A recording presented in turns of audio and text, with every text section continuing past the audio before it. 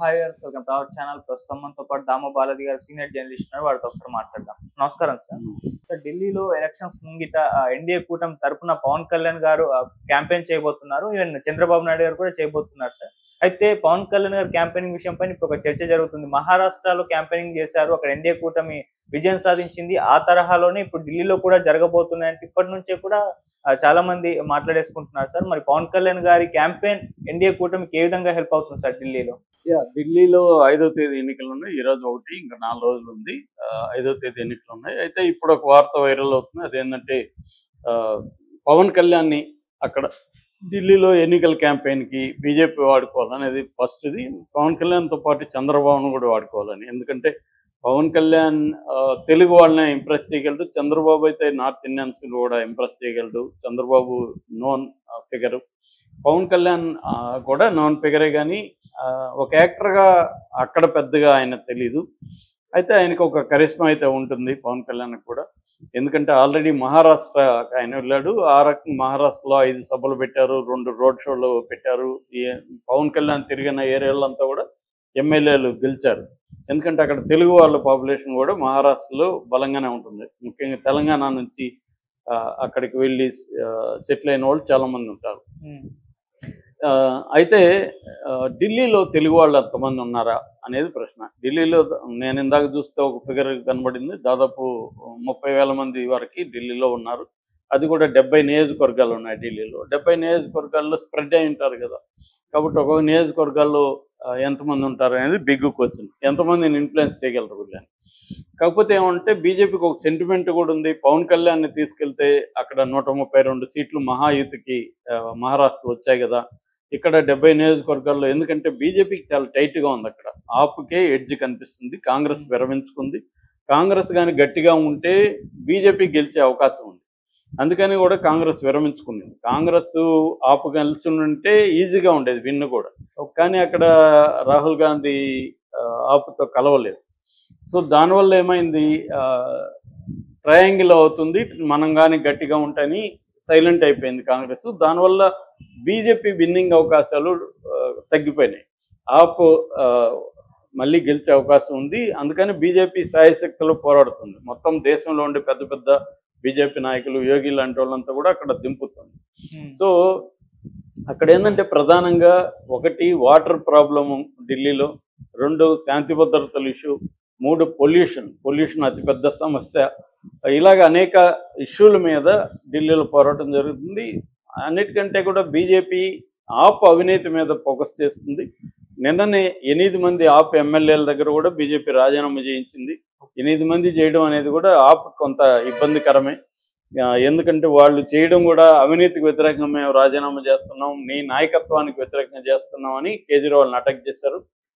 అయితే కేజ్రీవాల్ తెలివిగా తన మీద కేసులు పెట్టిన తర్వాత, ఆయన జైల్లోంచి బయటకు వచ్చిన తర్వాత సీఎంగా తను బయటకు వచ్చాడు. ఆరుషిని, ఆమె పేరు ఆతిషిని పెట్టాడు సీఎంగా. అలాగా కేజ్రీవాల్ కూడా వ్యూహాత్మకంగా వ్యవహరిస్తున్నాడు. ముందు నుంచి కూడా కేజ్రీవాల్ బీజేపీకి తలనొప్పి. ఎందుకంటే కేజ్రీవాల్ కూడా హిందుత్వవాది, కేజ్రీవాల్ కూడా బీజేపీ లాంగ్వేజ్ మాట్లాడతాడు.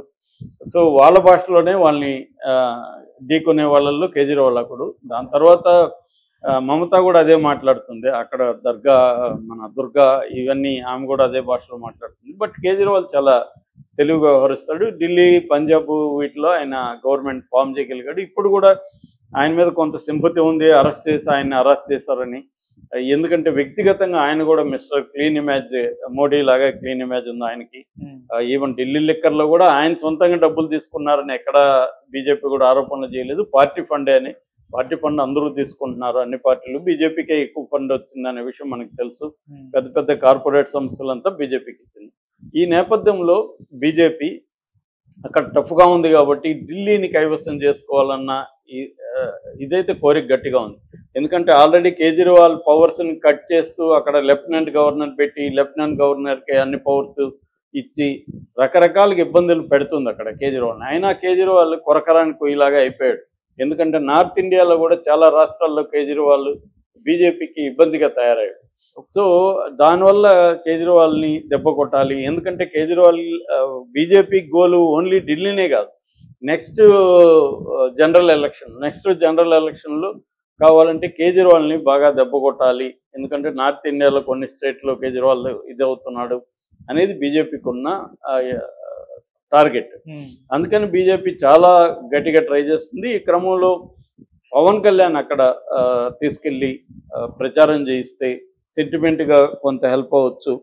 అట్లాగే కొంతవరకు అక్కడ నార్త్ ఇండియాలో కూడా పవన్ కళ్యాణ్ అభిమానులు ఉండే అవకాశం ఉంది. తెలుగు వాళ్ళు అక్కడక్కడ ఉన్నారు.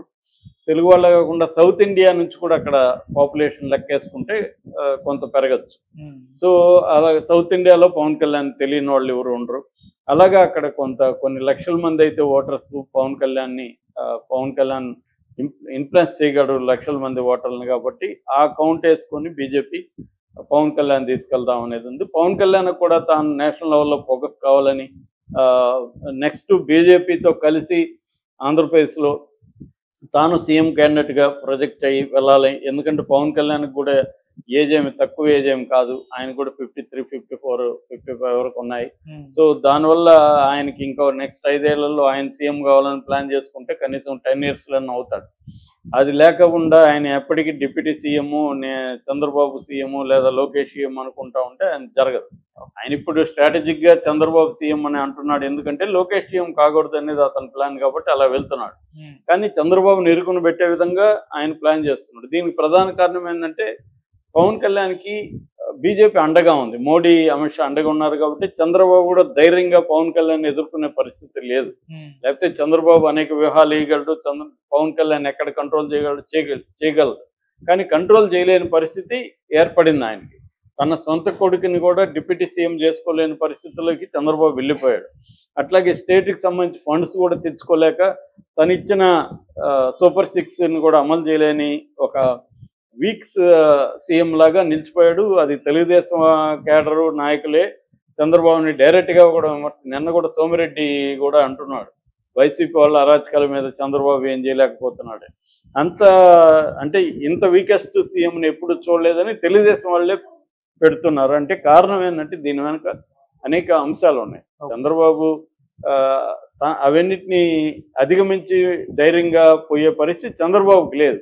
దీనికి ప్రధాన కారణం ఏంటంటే బీజేపీ చంద్రబాబు మీద డిపెండ్ అవ్వకుండా జగన్ని కూడా స్ట్రాంగ్గా ఉంచుతూ ఒక పక్క జగన్ని కంట్రోల్లో పెట్టుకుంటుంది, అట్లాగే జగన్ని పొలిటికల్గా కిల్ చేయాలని బీజేపీ అనుకోవట్లేదు.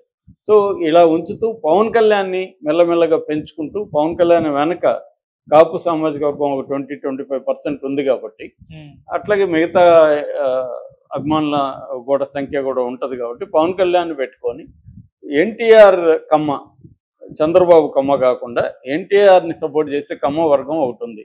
దాన్ని పెంచుకోవడం ద్వారా ఈ సెక్షన్లు కలుపుతూ బీసీలో పట్టు పెంచుకొని సొంతంగా ఎదుగుదాము అనేది బీజేపీకి ఉన్న స్ట్రాటజీ. ఈ స్ట్రాటజీ ఒకటైతే